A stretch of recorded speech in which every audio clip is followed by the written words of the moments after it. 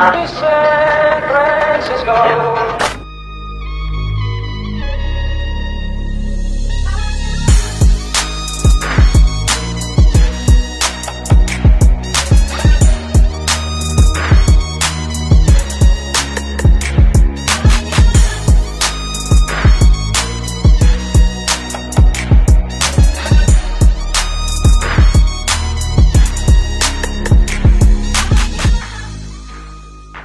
All right, you guys, it's episode 44 of Inner Demons, and without further ado, I'm going to get straight back into it. So check it out, you guys. As you guys already know, it's been a couple weeks since I released my last episode of Inner Demons. I'm not going to get into the reasons why. I'm just going to sound like a broken record. So I'm just going to dive straight back into this and try to pick up where I left off. Now, I listened to my last episode to try to, to kind of help push me along and remind me of where I was at. So we're in between 97 and 99. I'm going to take us to the end of 98, the beginning of 99. Now, at this time, I was still in Pelican Bay SHU. I was in C11, and at that time, I was celled up with also from Modesto. However, he would just parole. He would end up paroling, so I was basically single cell at that time. Now, my neighbor was Big Rock from Salinas. He was celled up with George Soto, Gato from Salinas. However, he would end up pulling one of those okie dokes where he would go out on a doctor's appointment and he would never come back. Now, that's a common thing that happens up there in Pelican Bay. I've seen it happen a lot, not just with the homies, but with Sureños, with the Woods, with the Africanos. And the reason why they do this is because you got to figure, if you're in a cell with somebody that's active, there's no way you can just walk out of the cell with your cellie being in the cell. He's going to end up taking off on you unless you got a legitimate reason for leaving. So what they'll do is they'll pull some secret squirrel shit, some sneaky shit, and they'll go out on a doctor's visit or a dental visit or a regular visit, a personal visit, and they'll never come back. They'll tell the COs out there that they want to lock it up, or they'll let them know. They'll drop a kite somehow. They'll hand the CO a kite somehow, some way, and they'll pull them out, and then they'll come and get their property, and they're gone. So he would lay it down, which would leave Rock by himself. He was also single cell. Next door to him was Mondo from Lodi and Spider from Stockton. Now, I believe I mentioned this a couple episodes back, but Spider, Richard Goldie from Stockton, also locked it up. However, he didn't do it like that. He didn't go out on a doctor's visit. He did it right there in the pod. This is the individual I told you guys about where somehow he communicated to the floor officers that he wanted to lock it up. I don't know if he handed them a kite. I don't know if he, when he went to mail his mail the following night, he wrote something on the envelope. I don't know. Somehow he communicated something to them to where when they came in, when they ran showers, they came in and Mondo from Lodi was in the lower shower. Spider was in the upper shower. They came in the pod, walked straight up to the shower on the upper tier, cuffed him up, and walked him out. He didn't look at us, didn't acknowledge us, didn't say nothing. He's the individual that I told you guys I watched him physically walk out, and when he got to the pod gate, when he got to the door, his shoulders just slumped like, I did it. I finally did it. I got that load off my shoulders. It's over. I'm done. I finally got that off my, that weight off my shoulders. I seen it. Physically, he physically slumped. And when the shower door opened up, Mondo from Lodi came out because we heard them put him in a cage right up front. You can hear the lock that sounded like it needed some WD-40. It's all those doors are got screechy locks on them up in the front. You can hear them. But we heard them put him in there and they locked the door. So Spider went up to the grill gate, called him. He was right there. You just can't see him. He's like right around the corner, but he didn't respond. And after like the second or third time that he called him, I told Spider, hey, he's gone, bro. He's gone. It's obvious what he's doing. He locked it up. So he would end up single cell as well. Now, prior to Spider locking it up, we also had Lucho from Hayward and Payaso from Redwood City was also there. However, Payaso would end up going back to Redwood City out to court, and Lucho would end up paroling. So anyway, I don't know What was going on, why the administration did it, we never found out, but there was some other type of secret squirrel stuff going on. Maybe it had something to do with either Spider from Stockton or Gato from Salinas when they locked it up. But they came in and they told all of us, everybody that was, all the C's in C11, they told us all to pack it up. So they ended up moving all of us to C2. They didn't move no other norteños. They didn't move none of the hermanos, just the carnales, all of us. They came in with bags and said, all you guys are going to C2. So that same day, we'd all roll it up and we all get shipped to C2. Now, when we got to C2, Stork was in C2 at that time, celled up with Silver. G-Spot from Salinas had just left, so Silver moved in with Stork. Stork was the UC at that time, the unit commander. He had C2. Now, Rock was the unit commander in C11. Now, let me just tell you guys a little bit about Rock. So Rock is an ex-Marine. He's been around for a while. I want to say he got locked up in 75, had been in the SHOOT program probably around since like 1978. He's been there for a long time, but he's the type of individual, he was part of leadership. He fell up under that old leadership where there was 7 seated captains. He was one of the appointed captains, but he was the type of individual that he was stubborn. You know, he was stuck in his ways. He was one of those type of individuals. He didn't like to take directives from people above him, from the carnals that were above him, from the generals, from anybody that had status over him. That was just how Rock was. He was just an old, stubborn C. And he had gotten used to being the unit commander in C11 for a while. I want to say it was around 6 or 7 years. I'm not sure exactly how long, but it was a while.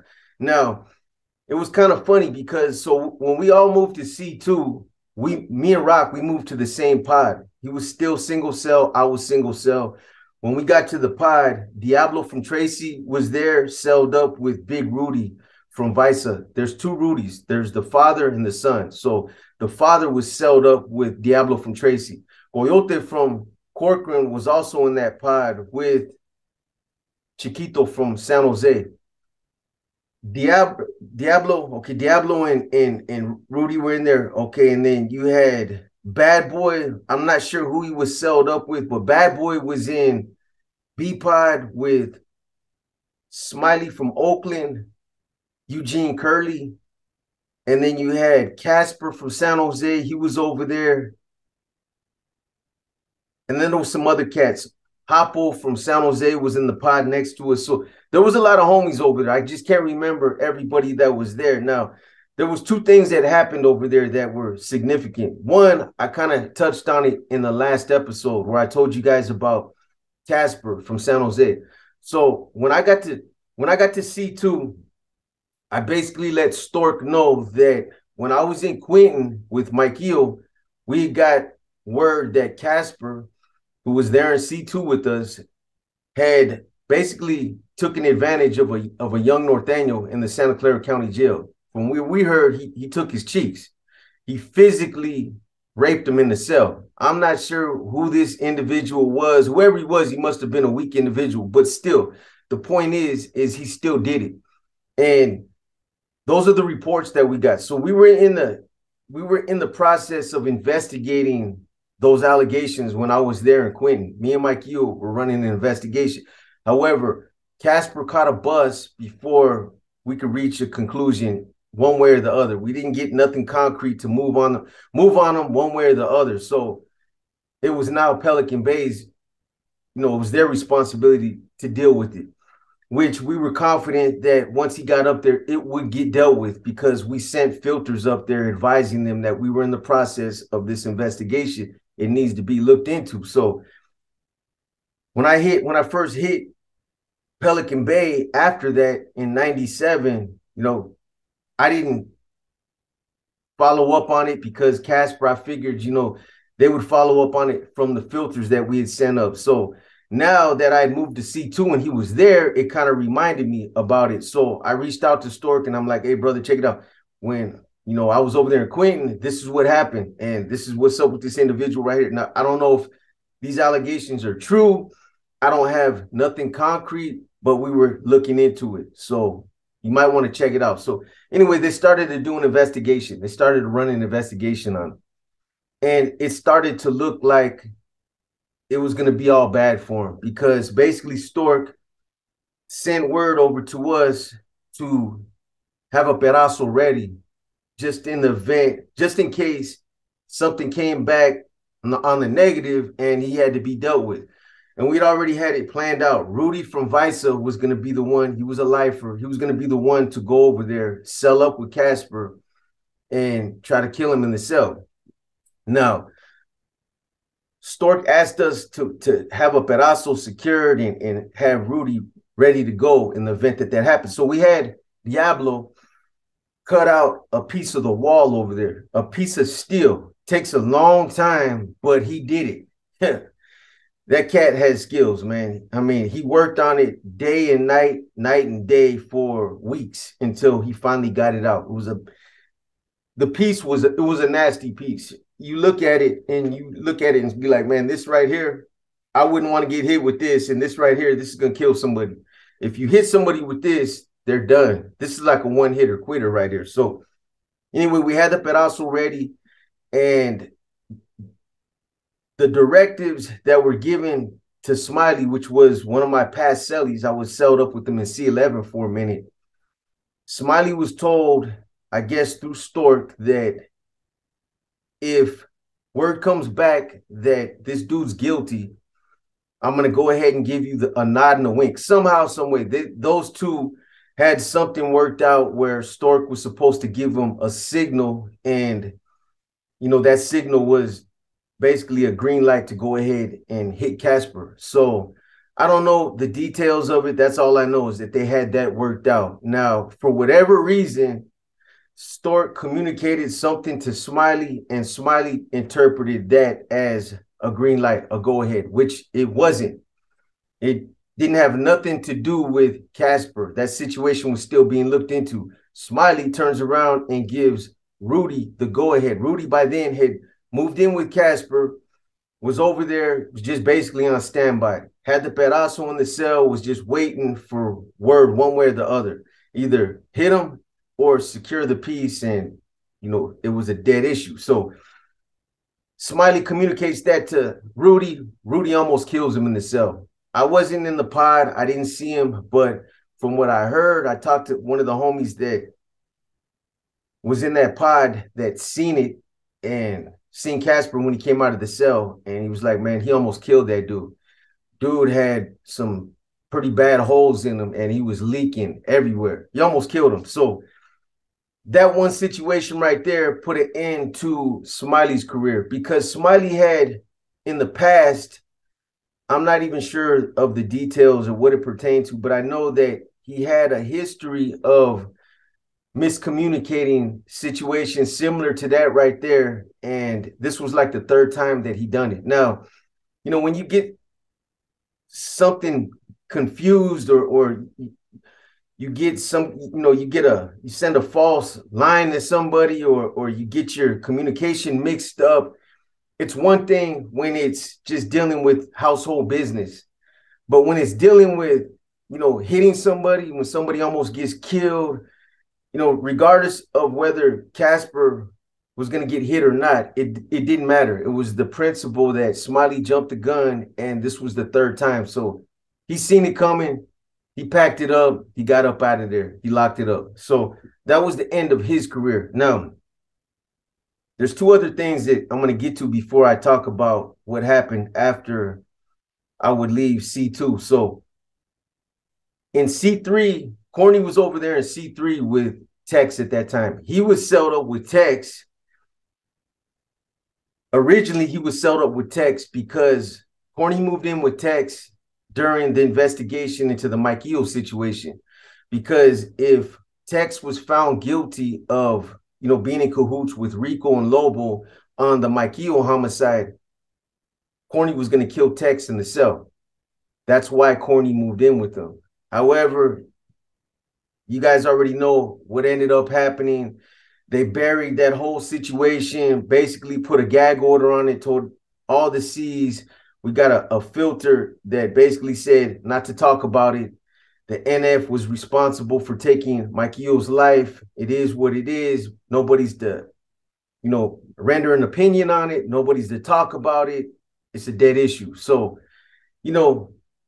that situation right there was a black spot in NF history. There's always going to be a dark cloud over that situation right there. Everybody knows that Mikhail was hit for reasons that were unjustified, and that was a good brother right there. Regardless to what anybody says, they even went as far as putting a green light on Rico and Lobo and Chente and all those Cs that were involved in that situation while they were in the Monterey County Jail. All the Norteños at one time were told to hit all the Cs that were in CPOD. They were going to war in there for a minute. I was out there in Salinas at that time. Anyway, so after the situation with Casper, with Smiley, the other thing that's kind of significant. So when we moved to C2, Big Rock was given the porter job in our pod. He'd been there in Pelican Bay for a while. A lot of the COs over there knew him. So when we moved over there, he was the porter in C11. So they basically told him, hey Ramirez, you want the job over here as well. So he took it. Now, there was a lot of heavyweights in C2 at that time. You had, I want to say, John Stinson was over there, is an AB leader. He was there. Kirk Turflinger was my neighbor. He's another AB leader, or he was. He's no longer around. You had, I want to say, Bat was over there, and there's another individual. I was trying to think of him earlier, but I can't remember his name. He got caught up in that Operation Dirty Thirds. But anyway, so I told you guys, Rock was a stubborn individual. He was the type of individual that wasn't used to taking orders or directives from, other Cs. However, when we moved to C2, Stork was the appointed UC for C2, and he'd been the UC for a while over there. And it was comical, man, to watch how Rock would bicker with Stork on the grill gate. When Rock would come out to clean the tier, sweep him out, Stork would be out on the tier with Silver, cleaning and mopping over there in that section. And, from where they were at, they were kind of adjacent to each other. You could see Stork from our pod. So I would hear him. Everybody would hear him. The ABs, the Sureños, everybody in that section. I mean, they wouldn't make no qualms about, trying to be discreet. They were going back and forth, arguing. Rock was questioning everything that Stork was doing, everything that, why he had certain policies in play. And it was just comical, man. I was like, man, this is supposed to be a captain right here. This is supposed to be a C that has, been around for a long time, but he's kind of acting like a big stubborn kid. Everybody has to conform. Everybody has to be able to acknowledge, leadership. Is, Big Rock was no different from anybody else. He wasn't special, but it was like a little boy that was getting spanked and continued to keep on questioning everything that was happening. So, he was causing a lot of waves over there. I know Corny was getting pissed off. Stork was, he was fed up with Rock. Silver, he kind of like just took a back seat and just listened to both of them go at it. Anyway, so being that Rock was sold up by itself and I was sold up by myself, the thought kind of just, it passed, I thought about approaching Rock about selling up, but I'm going to be honest with you guys. I was reluctant to approach him about moving in with him, because I'm going to tell you guys like this. For one,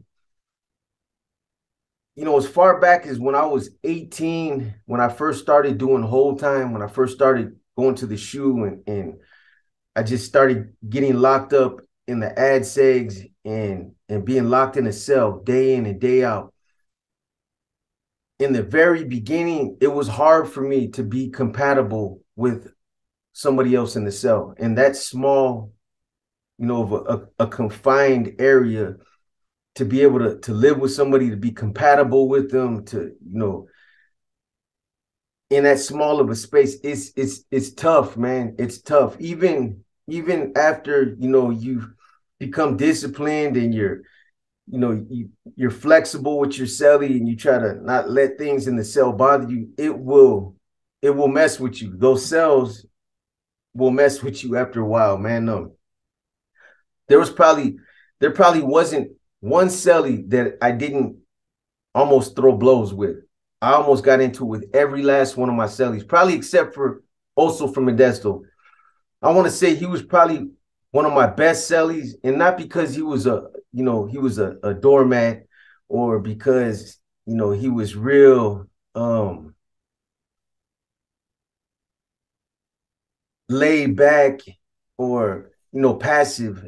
It's just because he was just carefree. He didn't trip on nothing, and we got along. When he would see me getting upset or just being stubborn in my ways, he'd be like, "It's good, B. Don't trip, bro.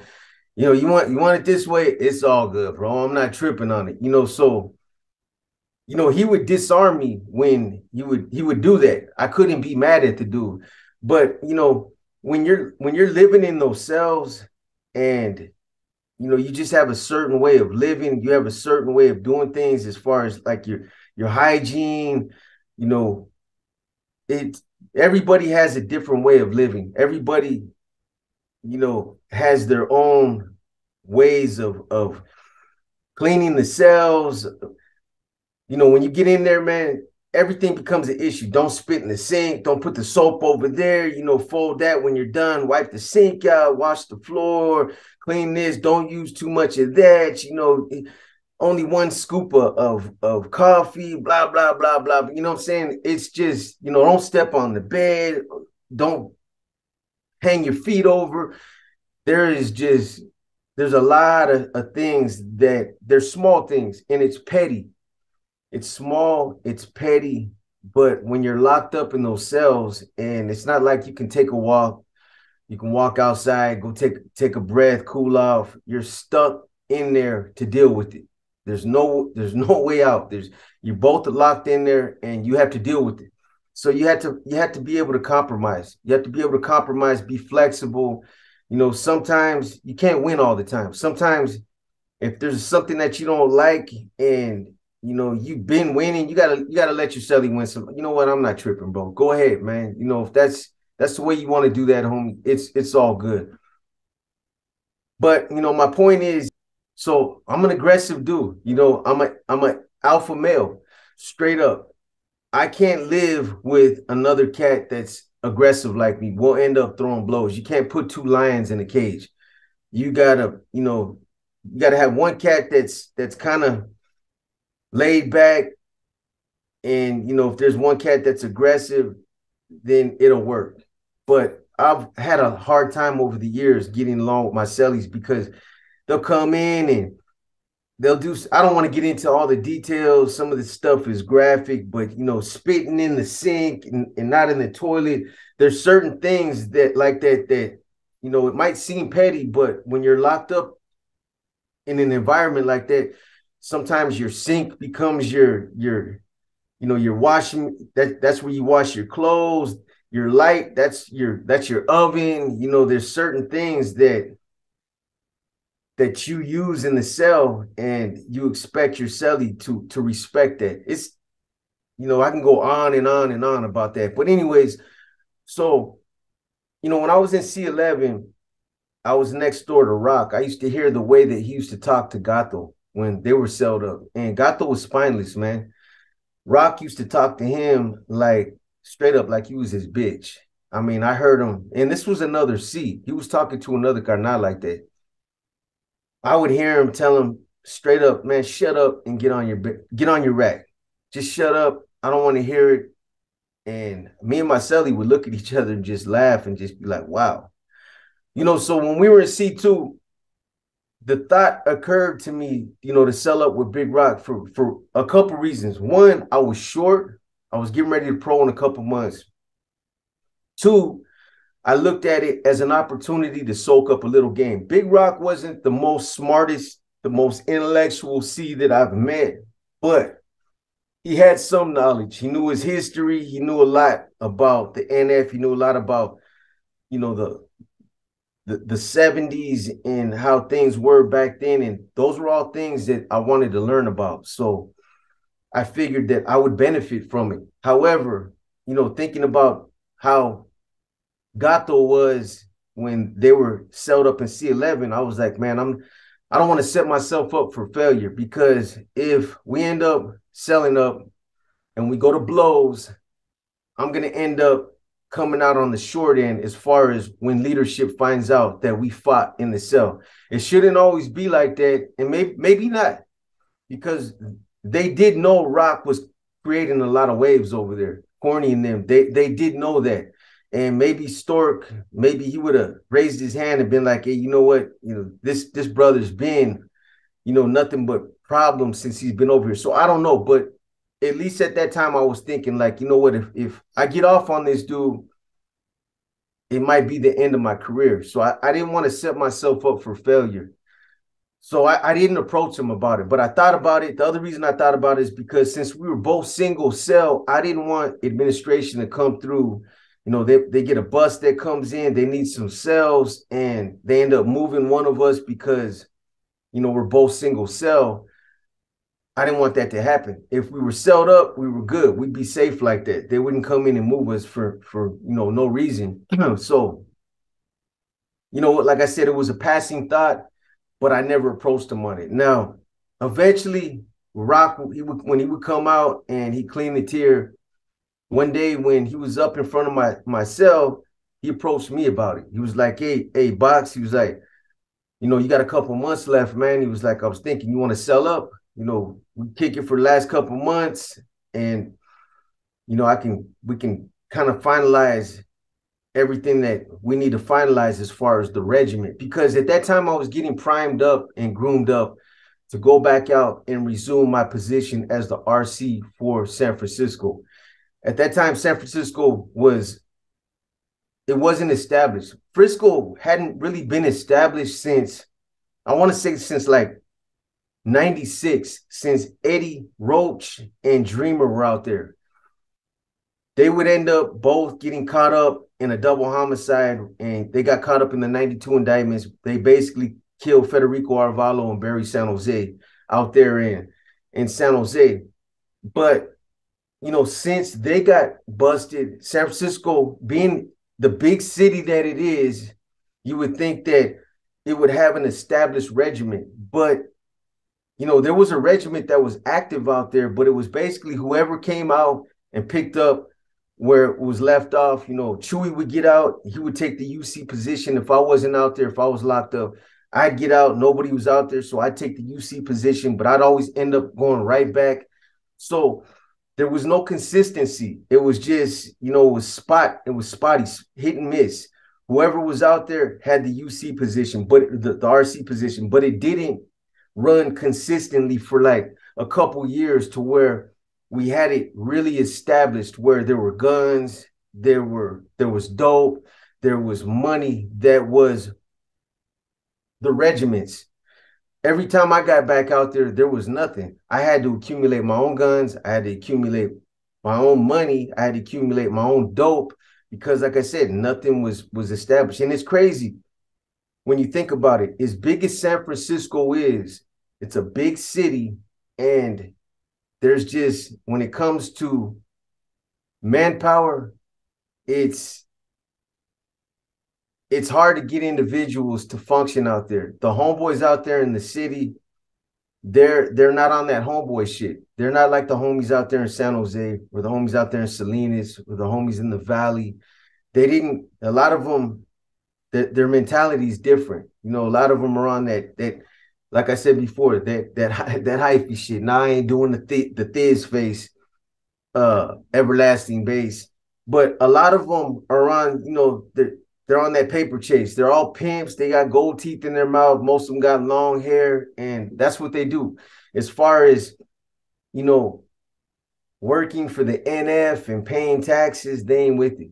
They're not with it. It's like pulling teeth, just to get out there and get a couple of them individuals up and on track, functioning with us was an arduous task. And a lot of these individuals, the only reason why they really function with me out there is because a lot of them knew me from when we were kids. And it was like they were doing me a favor, but they really didn't want to work with the NF. So that's kind of how it was out there. Now, so when Big Rock approached me about selling up, I told him, yeah, it's all good, man. It's all good. I wasn't going to tell him no. So I told him, yeah, go ahead, put the paperwork in. I had a couple months left. So I figured, we can get through it, at least a couple months. That's where, if you're not going to get along with somebody, that's about where everything kind of falls apart. You guys start throwing blows. So at least we'll kind of be done by the time I parole. We'll see what happens. Anyway, at that time, it was hard to sell up with somebody in the Bay. It wasn't like before, like in the early 90s, where, you wanted to sell up with somebody, you just asked for a marriage certificate. That's what it was. It was just a small slip that you sign your name, and the person that you want to sell up with, they sign their name. And by later on that night, if you had some cool floor officers, you guys would be sold up. But because of everything that had happened during the 90s, the mid to late 90s, the ABs were killing their cellies. There was a lot of individuals up there were killing their cellies, and a lot of things were happening. It was a process. They revised that whole process to where it had to go all the way to Sacramento. And, the SSU, they had to be the ones to look into your seed file and see if you guys were compatible. And if they cleared it, then they would give them the go ahead.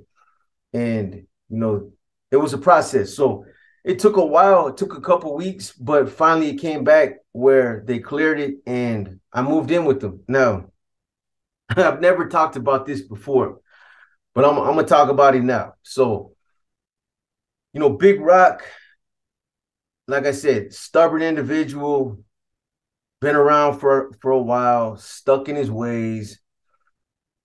He was probably around 6'2", 6'3", healthy ass dude, man.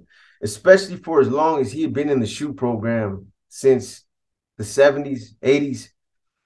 He had his yokes on. I mean, as far as that, I knew we were gonna get along because I was into the same thing he was, as far as let's get our money in the cell. I had weights in my cell, big blocks of paperwork and magazines and books, and that was his get down.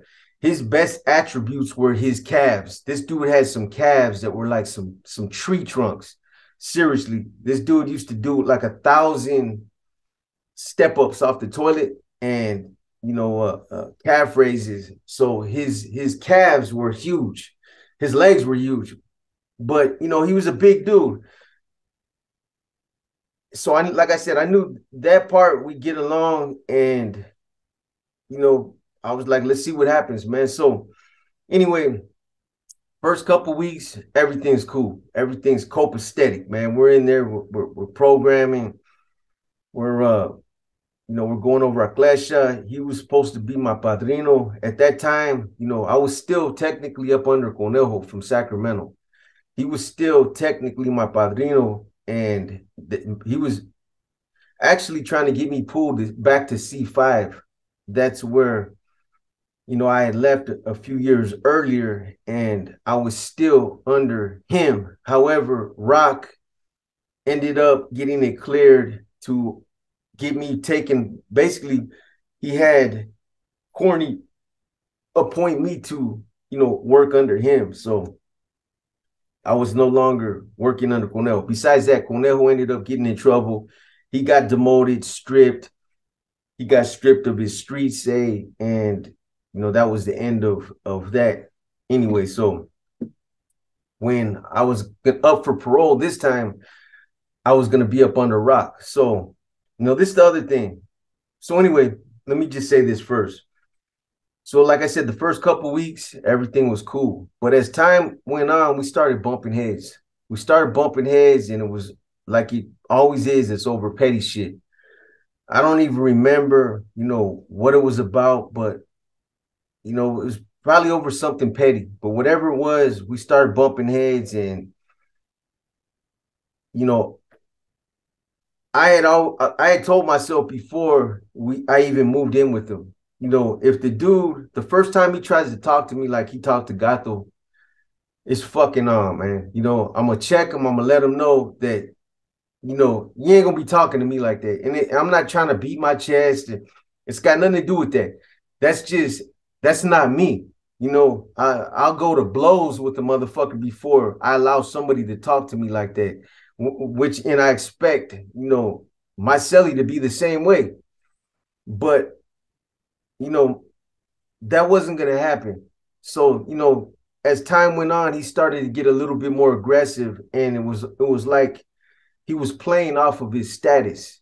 That's what he was doing, and I wasn't gonna allow that. It got to the point where a couple times we bumped heads and we were going back and forth, and I had basically told him, "Man, check it out, Rock. I don't give a fuck about your status. I don't care if you're a captain, a fucking lieutenant. You're not gonna talk to me like that, bro. You know what I'm saying? We'll tear this whole fucking cell up, man." And if it ends up being the end of my career, then it ends up being the end of my career. But it might be the end of yours too. You know what I mean? So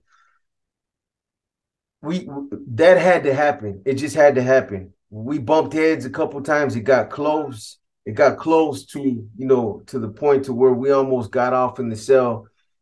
And I'm not gonna say he was scared. Big Rock wasn't no punk, but he got me so hot one day, man. I forget what it was about, but we were going back and forth. We were going back and forth. And I start getting mad. I start seeing red. And before you know it, man, I just black out, and I just get mad. So when I started to feel myself getting like that, I told him, Rock, check it out. Just stop talking to me, bro.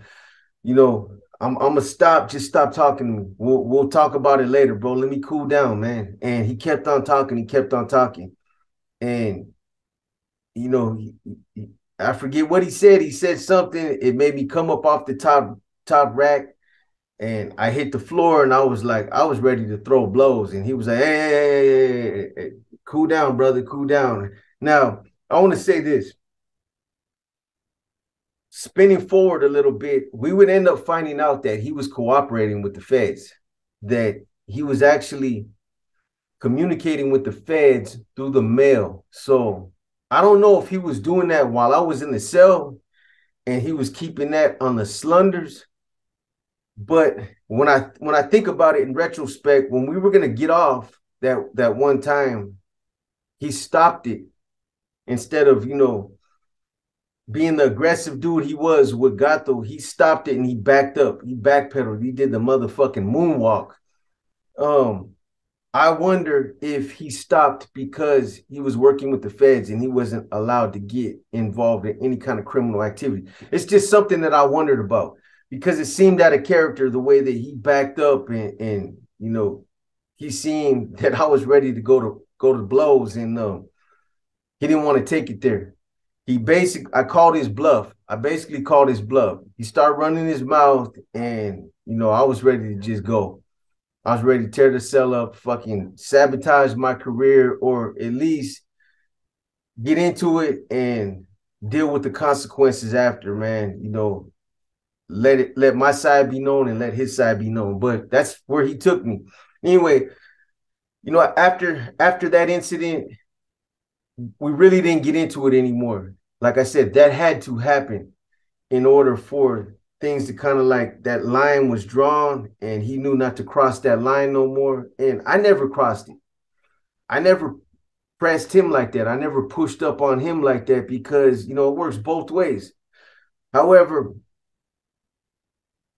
during the last 2 months, I had an option to go to pre-release.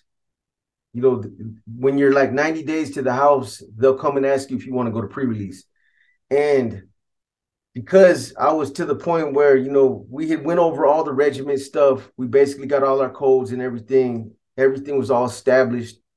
And I was pretty much to the point where I was burnt out on living with this dude. I was like, yeah, I'll go to pre-release. So I told him, hey, I'm gonna go to pre-release, bro. Fuck it. Free TV. Get over there with Mateo and chop it up with him.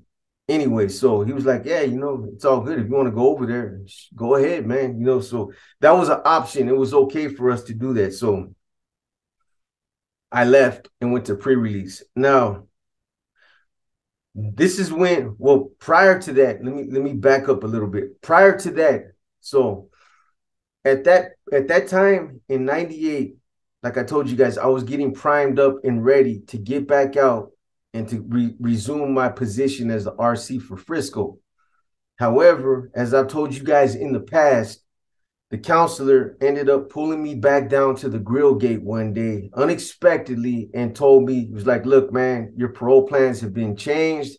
You're not going to San Francisco. You're going to Mendocino County. And, I told you guys how I questioned it. How the hell you guys going to send me out to Mendocino County? I got no resources. Why? And basically he told me, look, there's nothing that we can do. You're going to Mendocino County, period. If you have an issue with it, you're going to have to deal with it once you get back out to the streets. You're going to have to get in touch with the parole region administrator in that area and have them deal with it. But there's nothing that we can do. The paperwork's already in. I'm simply letting you know that's where you're going. So there was nothing I could do about it. Now, as far as Big Rock was concerned, it really didn't matter. It didn't matter if I was going to San Francisco, San Jose, Fresno, Los Angeles. It didn't matter. I was going to be up under him. I was going to, get back out there and start generating money. And I'm pretty sure that's all he cared about. For me, on the other hand, it just kind of threw a wrench in everything. My kids were in San Francisco. My family was over there. All my resources were over there. I didn't have nothing in Mendocino. And it wasn't like I didn't know how to do that kind of grunt work to get out and start from scratch. I've done it before, so I could do it again. But it's still, it was something that I didn't expect. And it just kind of it threw me off, man. But nonetheless, that's where I was headed. So I would end up getting out and, I would end up paroling to Ukiah. Now, I talked about this in a war story, so I'm not gonna go over it again because it's gonna be repetitive. Some of you, I'm sure, haven't heard about it, but there's a lot of you that I'm sure have already heard, about when the parole officer came to pick me up. And it was obvious they did not want me to parole out there to Ukiah, to Mendocino County.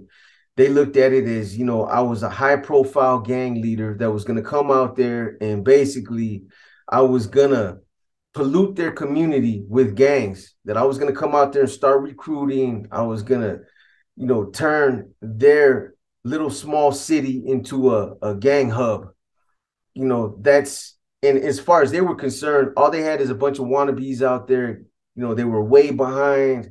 They had Northerners out there, but they weren't the type, they were Northerners that didn't know what a regiment was, or they just didn't function like that. They were little street gangsters that had no concept of politics or anything like that. So that's what they did not want out there. And it's like when this dude came to pick me up, he was pissed off.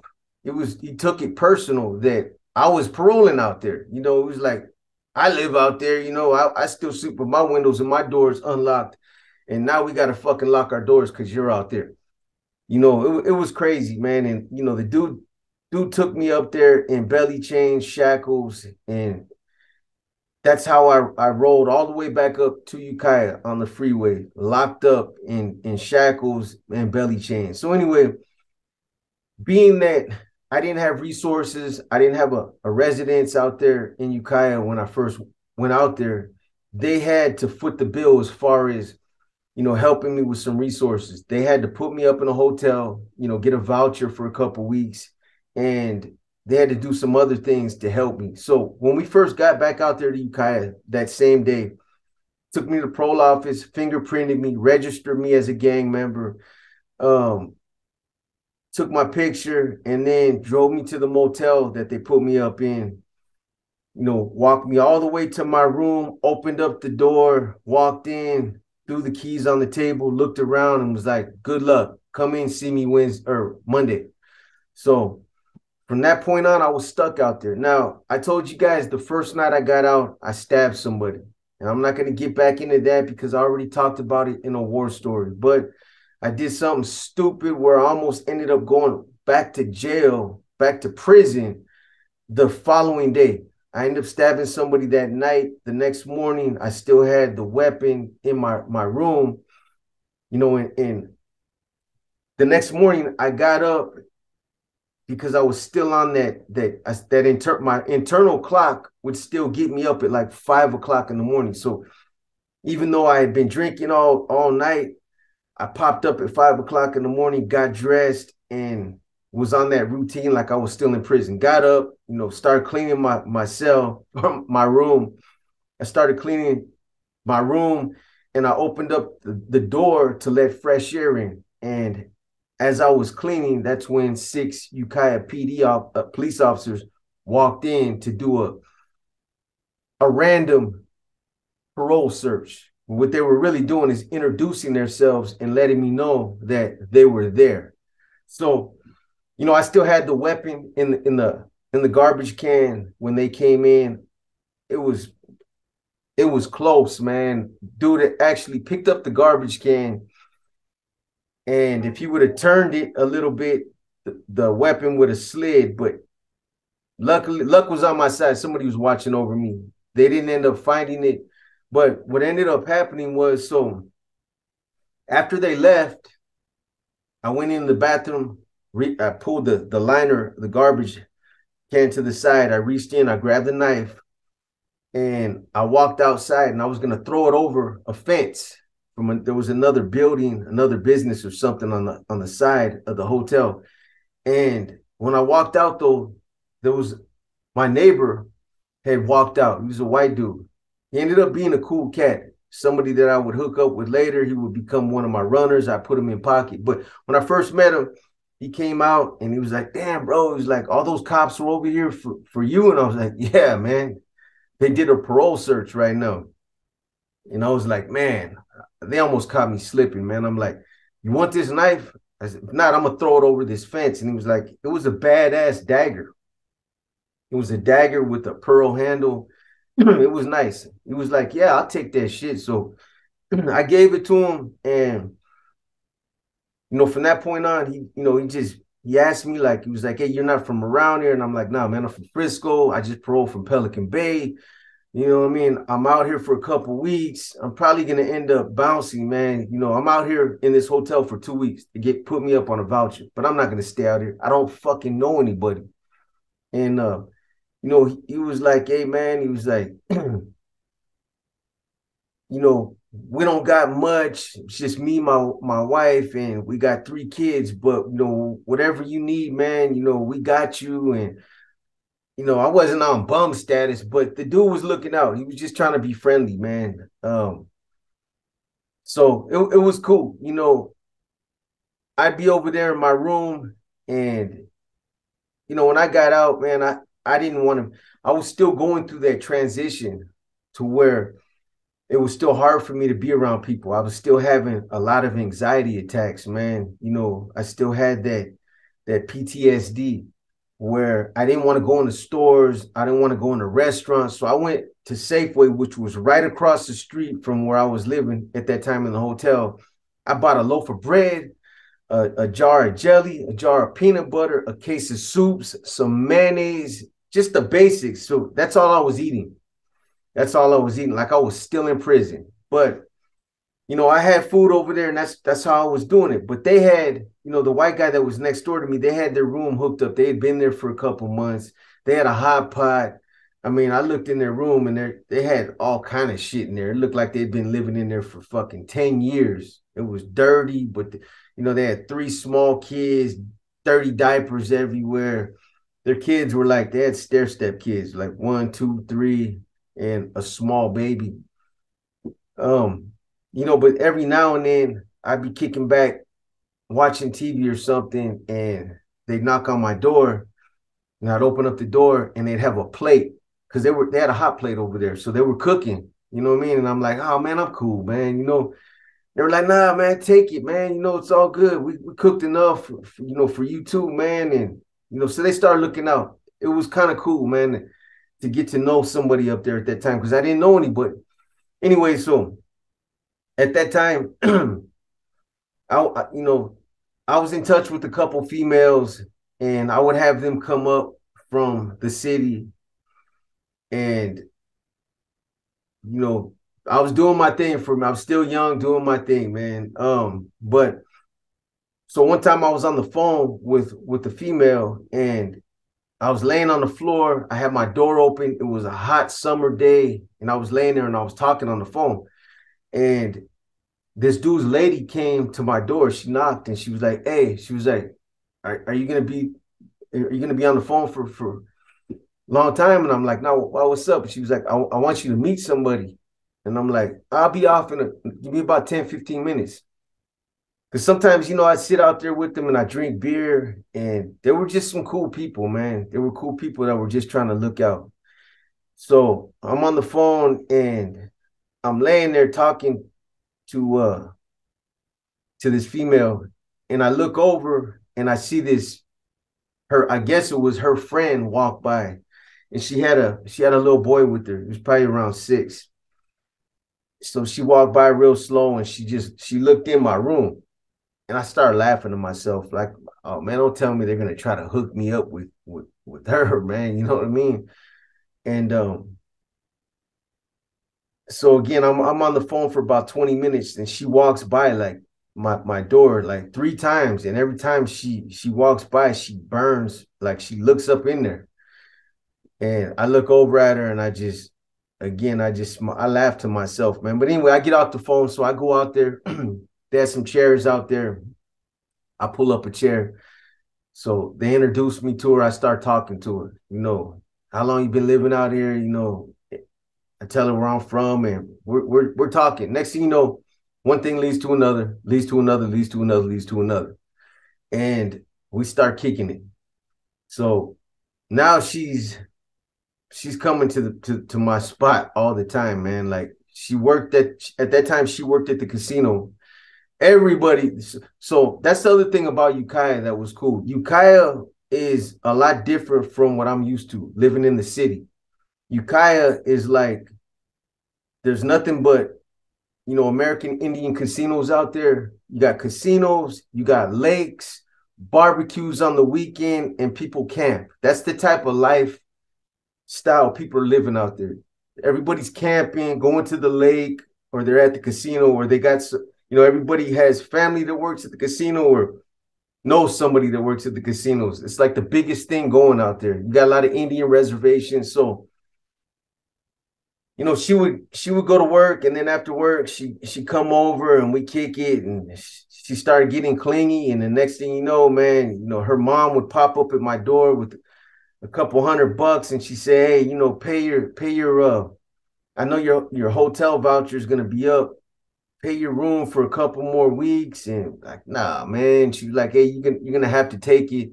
My daughter says, she's not taking no for an answer, so I dropped the money on the room, and I'm like, you know what? I'll stay for another week.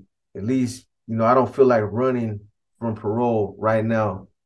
Anyway, so after another week, I stay there. It gets to the point to where she like, you know what? She's like, "I'm kidnapping you." She was like, "You don't have to stay in the hotel no more. You can just move in with me and my mom and my 3 kids." And that's what ended up happening. So I would end up meeting her, this female, and that's kind of how I ended up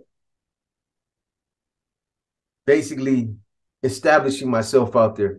If it wasn't for, that relationship, I would have ended up bouncing. I would have left because I didn't have nothing going out there. It's just like I felt like I was stripped naked out there. I didn't have nothing going. I was in touch. Later on, I would get in touch with Mexican Mike and he starts supplying me. But again, none of that would have been possible if I wouldn't have hooked up with her and I wouldn't have had a place to stay. I didn't have to pay rent. So I started bankrolling my money and I had a place to where now I could start setting up, doing the things that I needed to do. So that just kind of opened up some doors. And from there, I was able to start doing the little bit of grunt work that I was able to do out there to get a regiment going. So I'm not going to get into all that again. I've talked a lot about all this stuff. So what I am going to get into. So anyway, I would stay out there for a couple months. I want to say about 4 months. I got a job just to keep parole off me because parole, they were on some other shit. They had a zero tolerance policy when it came to me and they were riding me, just me walking with, this girl's kids. I would walk them to school every day. There was 3 of them and all 3 went to different, all 3 were in different grades. So I had to take them at different times. So I used to dress them in the morning. I used to get them up, get them in the shower, feed them breakfast. I basically became their stepfather and I got close to them. But, these parole officers were reaching so far that they actually ended up violating me because they said that I was basically flagging my gang through the kids because the kids were wearing so much red clothing that they were saying that I was purposely, buying red clothes and that I was, flagging my colors through the kids, which I think was just, it was a low, dirty move by this one parole officer that it's pretty foul that they reached that far, but they did. The crazy thing about it though is when I went to Morrissey, I ended up beating that part of it anyway.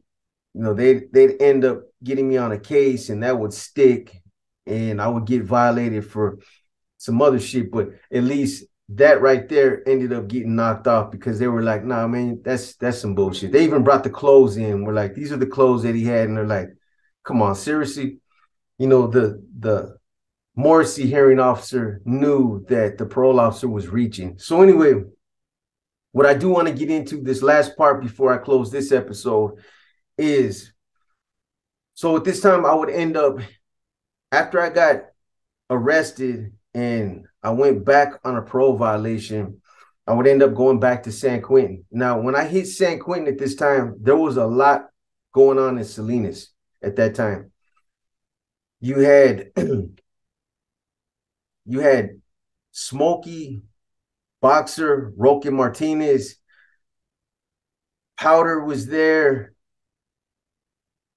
Mondo, not Mondo Frias, but Mondo Santa Cruz was there. Chico from Salinas was there. Copas was there. There was like 10 NF members. Caja from San Jose was there. Lefty from Frisco was there. Loquito from Frisco was there. These are all NF members.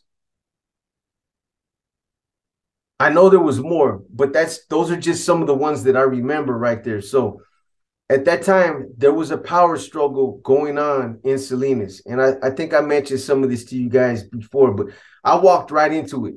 Didn't know the depth of it or, how bad things had already digressed between the 2 factions. There basically was 2 factions at that time. Those that were working with Rico and Lobo, and that basically, were that's who they had aligned themselves with, Rico and Lobo. And then you had Copa's faction that aligned himself with Mikeel.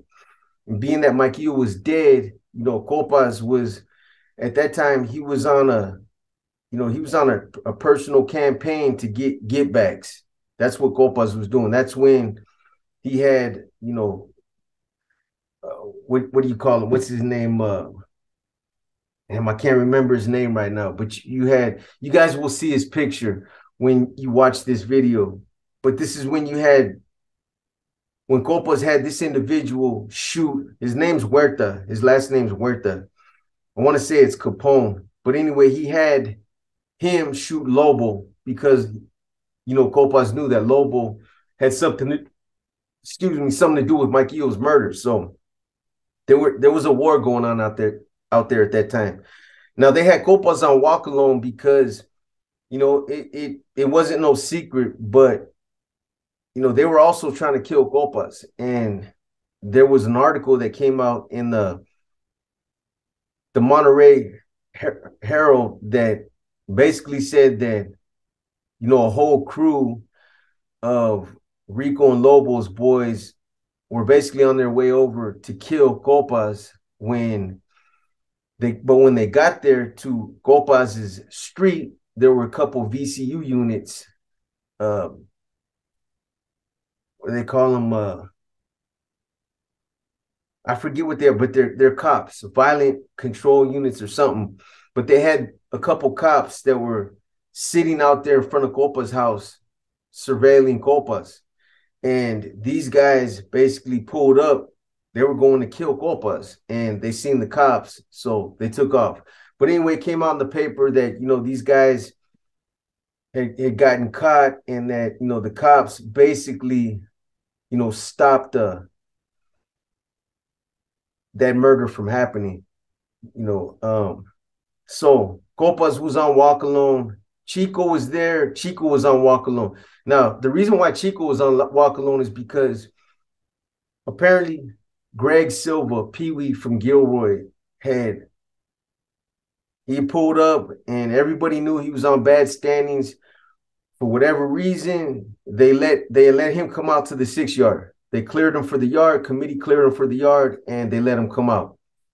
Chico was still out there on the yard at that time. However, Chico got off on Pee-wee, but he just got off on him just with his hands. He didn't hit him with the weapon, didn't do nothing like that. He socked him up, where he got on him, and they blew the whistle, got off with the knee knocker a couple times, and that was it. When I got to Quentin and I found out about this, Chico was my boy, and we were close. We were always close. I still got a lot of love and respect for the dude. But when I found out that he socked Pee-wee up, and this was somebody that was a high priority target for us because, Pee-wee was basically being blamed for being a catalyst for, one of the ones that he was a rogue NR member that started that whole, that whole movement within the NR to basically pull themselves away from the NF. Pee-wee from Gilroy and Donkey Kong from Salinas, those were two of a few individuals who were being looked at as the catalyst. So when I got there, I was like, bro, what are you doing, bro? You know what I'm saying? Somebody like that, you go at him with just hands. Come on, homie. Why did you do it anyway? If anything, bro, you should have sent a couple youngsters on him with RBs, if not pedazos, bro. But to squander an opportunity like that, I just didn't understand it. However, after being there for a couple months, I understood why Chico did what he did. He was basically trying to get off the yard because Smokey, Boxer, Powder, and all the rest of the Cs that were out there on the yard were all with Copas. They had all aligned themselves with Copas. And I would find this out later. But, when I got there, Caja was the RC for Quentin at that time. He was there. He got there before me. So he was the regimental commander. Now, I wasn't picking sides at that time. I was another C. I got there. I came out to the yard. Caja was on one side. I went over there, started chopping it up with him. But all the fellas from Salinas were all on one side of the yard, all by the pull-up bar. They kind of isolated themselves. So I still didn't catch it, but they had a pact. They had a pact going on that yard that basically they were going to stick together, and that, you know, they were all pissed off about Mikio getting killed, and they were all aligned with Copas. And from what Boxer told me later, their thing was that if anything was going to happen to any one of them, they were all going to get off on any other NF members that were out there. So apparently they had a squad of 3 or 4 cats that were assigned to me, and they put a couple on Caja, and, you know, they had basically had everything established as far as, you know, like if something kicked off on the yard, they had their targets. And I thought it was pretty funny later, but, you know, what these guys didn't understand at the time was that if I was going to pick a side, I would have picked their side, because Mikio was my mentor. And I was pissed off about Mikio getting killed as well. And Copas, you know, I was well aware of everything that was going on with Copas. So I had his back. Chico, for whatever reason, at that time aligned himself with Rico and Lobo. I don't know if it was out of fear or if it was out of some other type of political reasons, but I would have thought Chico would have knew better. I couldn't understand it. I didn't understand why Chico would take a position like that, especially because he was close with Mikio himself at one time. I didn't get that. You know, Chico would end up later on obviously cooperating in the Black Widow investigation, so I never got a chance to chop it up with him. I wish I would have, because I never understood that. But there was a lot of politics going on with that Salinas regiment, and I walked right into it. It was funny, but, you know, when I think back on it now in retrospect, the way that they were moving out there on the yard, you know, I think at one time Boxer had even told me that, so you had, and I'm going to put his picture up as well, you had Suave was another NF member that was there at that time, but he wasn't fully on board with the rest of them. He was kind of on the fence. He was like, nah, I'm not going to plot against no other NF members. What you guys are doing is not right.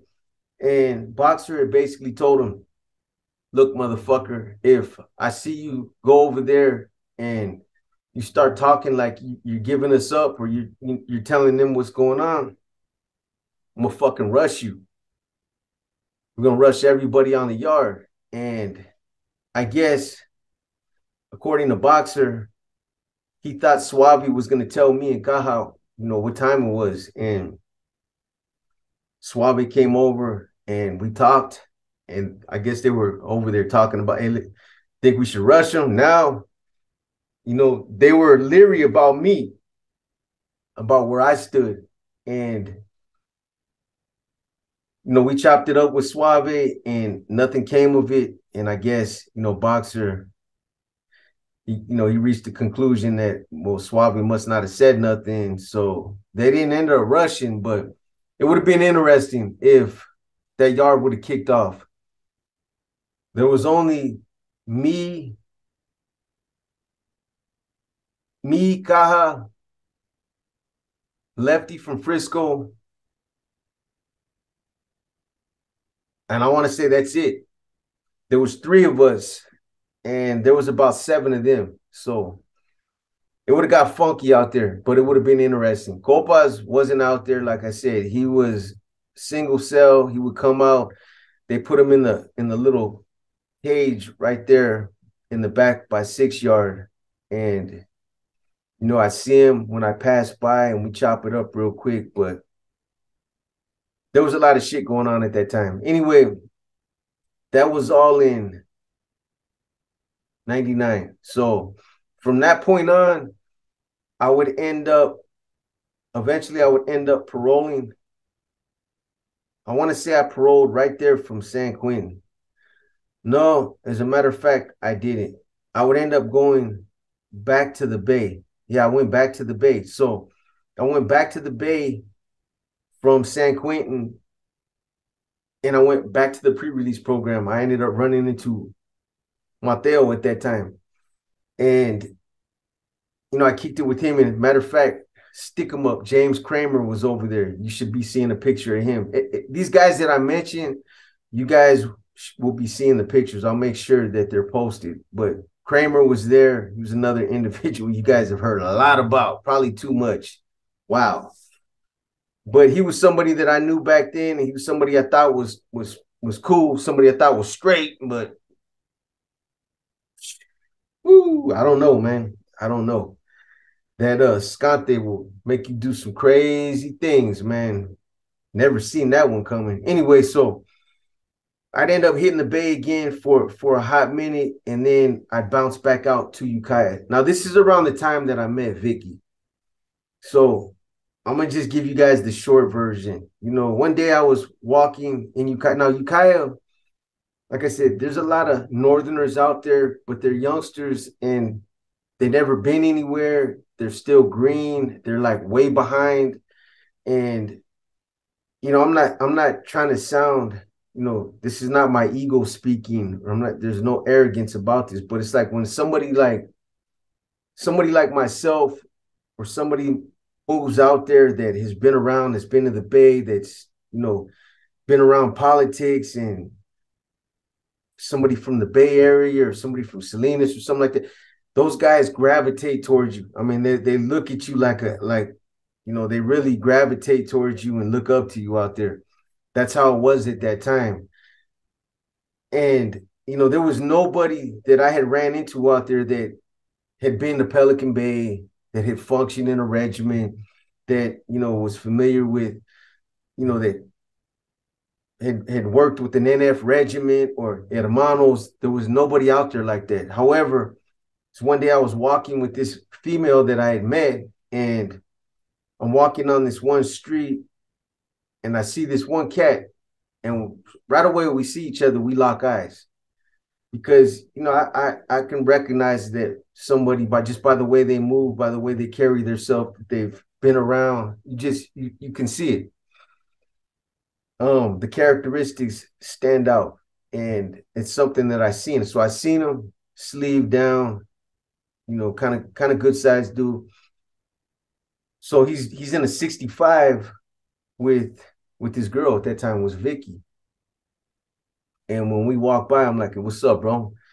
And he's like, "What's up, homie?" He gets out and we shake hands, and he's like, "You from around here?" No, matter of fact, that didn't happen yet. I passed by the first time and we just kind of acknowledged each other. So anyway, we walked down, wrong. I think it was Gobi Street we were on. Anyway, no, South Dora. So when we were coming back, homeboy was still there. Their car was still there. He was sitting there with the door open, and he got out the car, and he was like, "Hey, what's up, homie?" He's like, "Hey, you're not from around here, huh?" I'm like, "Nah, bro, I'm not. Nah, I just paroled from the Bay. I'm from the city.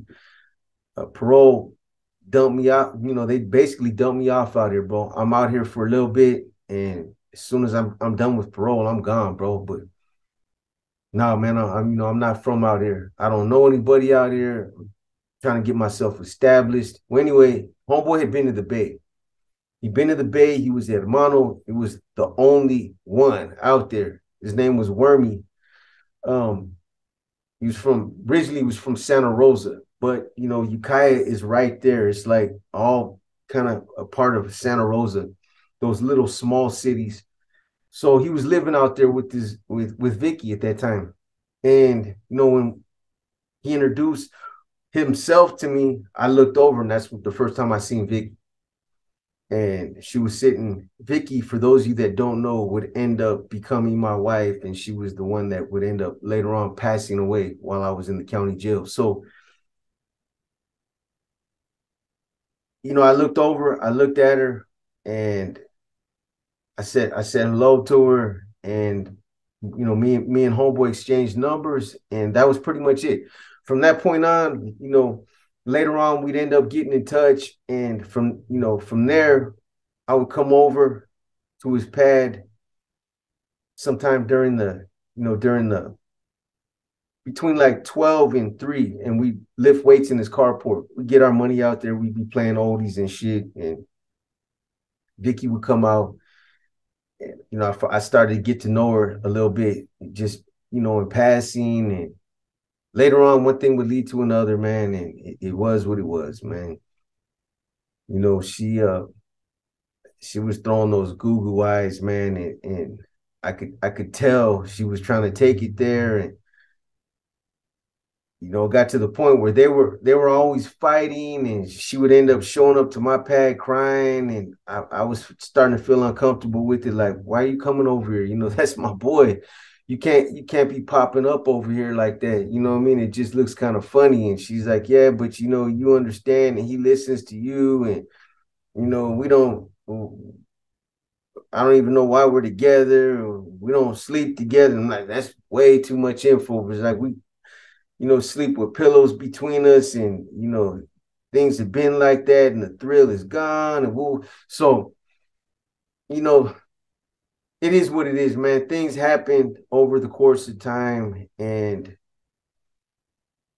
me and Wormy, we became tight at one time. And you guys can go ahead and call me a greasy motherfucker all you want, but it didn't go down like that. I would never pull Sancho on anybody. I've had it done to me, so I would never do it to the next man, especially somebody that I'm cool with. But what ended up happening in a nutshell is that homeboy started tripping out, thinking that she was cheating on him while I was still out there. He come over to my pad drunk. He's like, I'm going to jail tonight, B, man. Fuck it, bro. I know Shorty's seeing somebody, man. He was like, I can't wait to find out who it is, but I'm going to jail, man. I don't care no more, and blah, blah, blah. And I'm like, bro, come on, stop talking. Stop being stupid, man. Whatever's going on between you two, you'll work it out, homie. But he started thinking that she was playing around on him. And when I would end up getting busted, that's when I heard that he started throwing it out there that he thought it was me, which it wasn't. He thought it was me, and he basically started running his mouth, and I always gave homeboy that respect. I had a lot of love for him, a lot of love and respect for the dude, and I still do, even though what happened. But because he said that, and because he didn't give me the benefit of the doubt to confront me myself, he should have brought that shit to me instead of throwing it out there to people that had no business hearing that crap. At one point I just got fed up with it, and I'm like, you know what? If that's the way he feels, then fuck him then. You know what I'm saying? Because she was trying to communicate with me at that time when I went back to prison, and I was like, Shorty, I can't get at you like that. That's, for one, I get in trouble. That's my homeboy. And there's rules that we live by that I can't break those rules. This is, it goes beyond just friendships. This is all tied into who I am, what I'm about. And, who knows what could happen in the past, in the future, if you two ever end up breaking up, or, who knows? But right now, as long as you two are together, I can't go there. You know what I mean? And she went back to the house that same night and put him out. Anyway, our my friendship with Wormy became strained after that because of all that. We were still both out there in Ukiah, and he never made an effort to come by and say nothing. And I'm not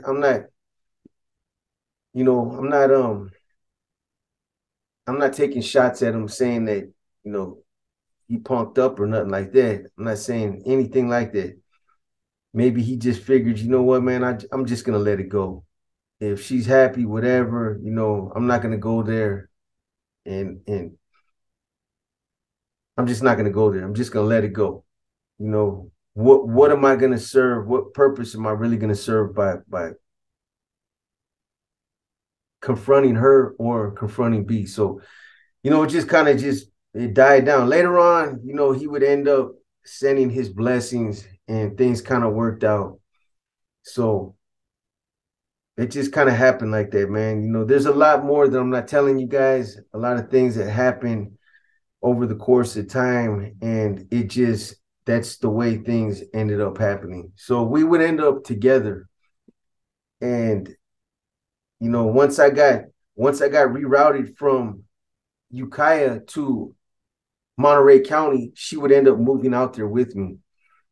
So that's when we became official. You know, she ended up moving out there with me. She moved in with me, and from then she was, you know, we were always together. She was with me. So, you know, I'm gonna leave it right there, and I'm not gonna get too much into the personal relationship stuff. I just wanted you guys to understand how I met her, because later on it's gonna be relevant to the story or inner demons. From this point on, though, you know, there's a lot of things that I've already talked about in war stories and in other profiles. So some of this stuff might be repetitive. Because of that, I'm just going to kind of breeze over the stuff that I've already talked about in the next few episodes. What I really want to get to is the Santa Clara stuff. Things that you guys haven't heard, you know, me talk about. Things that, just some of the details, some of the stuff that was happening in the county jail, a lot of the stuff that I've touched on here and there, but I haven't really dug into it. And, you know, that's the stuff I really want to get into. So anyway, this episode 44, I'm going to try to get some consistency back with this. Again, I know I've said it before. I feel like I can't win. You know, these last couple of weeks, if it wasn't one thing, it was another. But let's see what happens. There's some other series that I want to try to roll out. The federal prison profiles, the state prison profiles, and, you know, there's some other things that I got in store for you guys.